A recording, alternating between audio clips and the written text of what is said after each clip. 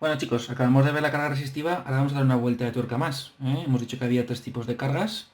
Estaba primero la resistiva, luego hablábamos de la carga debida a las bobinas y la carga debida a los condensadores. Bien, la carga debida a las bobinas se le llama carga inductiva, ¿sí? Vale, pues vamos a verlo, carga inductiva. Entonces, la carga inductiva en alterna. Bueno, en continua una bobina pues se comporta pues como un cable, ya está, que cuando le pasa la corriente pues genera un pequeño ahí pico, si es un bobina, un pequeño pico hasta que se carga de intensidad, pero vamos, una vez pasado un transitorio pues simplemente es un cortocircuito, no tiene más. Ahora bien, en alterna, al pasar una carga, una corriente variable, se produce también un campo magnético variable en esa bobina, es decir, la bobina al cambiarle los valores de tensión se autoinduce un campo magnético que genera una corriente que se opone al paso de la corriente original que venía de la tensión, que hemos puesto desde fuera. Entonces, en alterna ya no es un cortocircuito, tiene una resistencia debido al cambio, a la frecuencia de la onda. ¿Sí? Bien. ¿Cuánto vale esa resistencia debido al cambio? Bueno, pues esa resistencia vale concretamente, la vamos a poner en lugar de con una R, pues lo ponemos con una XL de la bobina, ¿vale? 2πfL. Entonces, dependerá de las características propias de la bobina, de cómo la han hecho, de cuántas vueltas tiene, del tamaño del núcleo, etc. Y de la frecuencia de la onda que excita a esa bobina. ¿Sí? No es lo mismo 50 Hz que 100. Tendrá diferente resistencia, concretamente el doble. ¿Vale? Bien, pues esta resistencia de la bobina se le llama inductancia o un nombre que sonará mucho más, que es reactancia. ¿Sí? La reactancia de los fluorescentes no deja de ser una bobina. ¿Vale? Bien, bueno, pues eso sería la traducción alterna, ¿sí?, de la resistencia de la bobina. Esto es una de esas fórmulas que hay que aprenderse. Bien. Vamos a poner un programita, como hemos hecho con la resistencia, y seguimos desarrollando esto.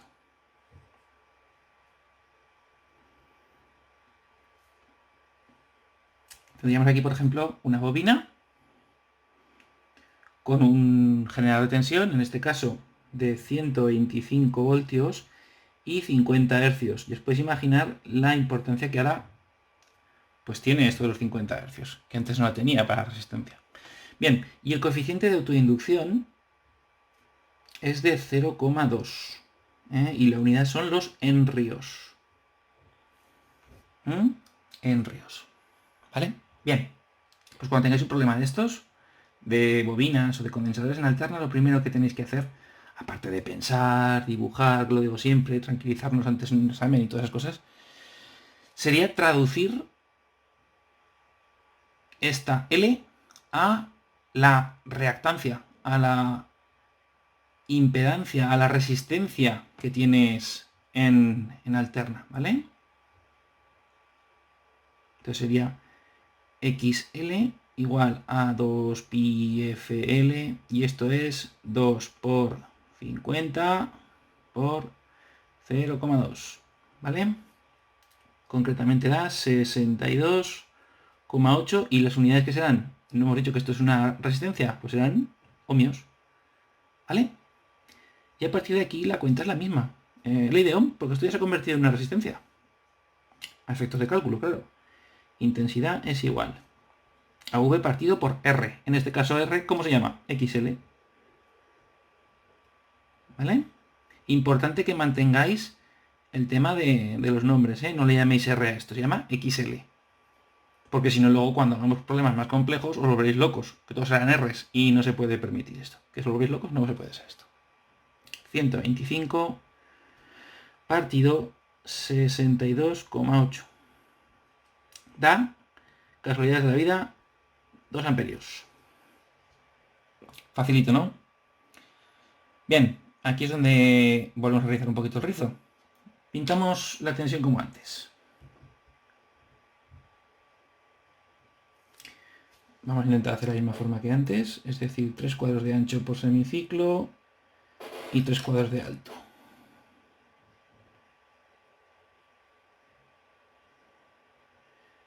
Menos mal que me cogí el papel milimetrado, si no, esto así a pulso no me queda bien ni de casualidad. Vale, esto sería la onda de la tensión. Y la intensidad, pues aquí es donde viene la historia. La intensidad, como hemos dicho, cuando cambia la tensión, la propia bobina intenta evitar que la corriente pase, porque se autoinduce un campo magnético que genera una corriente inducida opuesta a la corriente que venía. Es decir, si aquí viene una corriente que va cambiando, ¿sí? Una intensidad, una corriente, se genera una dentro, una corriente inducida que va justo en contra. Dura nada, pero ahí está, lo justo para chocar y dar ahí un problema. Entonces esto, al final todos sabemos pues, que va a ganar la corriente de aquí y la corriente del generador. Pero hasta que gana, le cuesta un tiempo. ¿Cuánto tiempo le cuesta? Bueno, pues concretamente, si estamos hablando de una carga inductiva pura, como es el caso, que no tiene ninguna parte de resistencia, le cuesta 90 grados. Es decir, hasta que la tensión no alcanza el máximo, la intensidad no empieza a funcionar. Con lo cual tenemos ahí un cuadro y medio, un cuadro y medio. La intensidad, hasta que no ha pasado el máximo, no arranca. ¿Vale? Y pero luego ya sigue a piñón. O sea, va todo el rato desfasada. Pero ahí está. A ver, un cuadro y medio aquí. Sí, el máximo al mínimo. El mínimo al máximo. Y esto evidentemente sigue. Esto sería la intensidad. ¿De acuerdo? Entonces, ese ángulo de desfase siempre se pinta en alterna cuando hablamos de estas cosas con el signo que se llama phi. Y el valor que tiene, hemos quedado que eran 90 grados.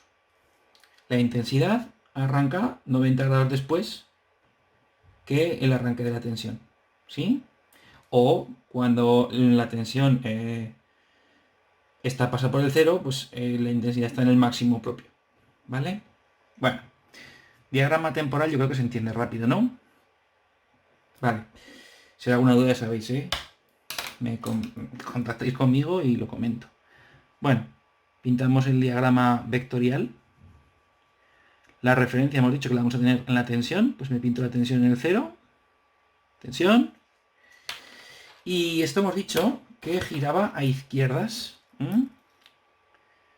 Es decir, lo primero que ocurre está aquí y lo siguiente que venga vendrá aquí abajo. Porque como esto va girando, pues luego se colocará aquí. ¿Sí? Entonces, claro, hemos quedado que la tensión está en el cero y que la intensidad va 90 grados después. Entonces, ¿la intensidad dónde está? Aquí abajo. Porque como esto va girando,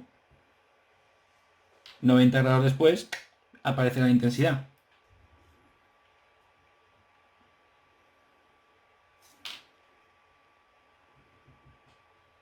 ¿Vale? Y evidentemente, este sería el ángulo de desfase, que serían phi igual a 90 grados. ¿Entendido cómo funciona el tema de los vectores? Yo creo que sí, ¿no? Está fácil. Bueno, la potencia.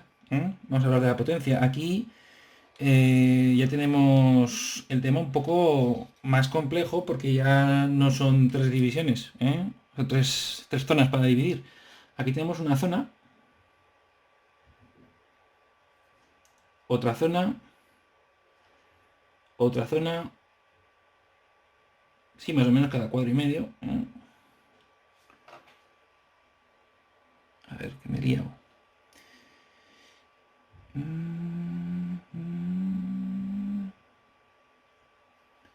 Máximo de aquí, el mínimo de aquí. Este de aquí. Vale. Ahí estaría.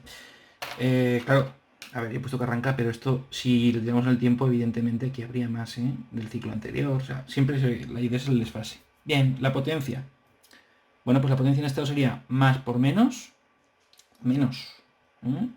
Empezaríamos con una potencia de carácter negativo. 3 cuadros hemos dicho antes, me parece. En verde, Daniel, en verde.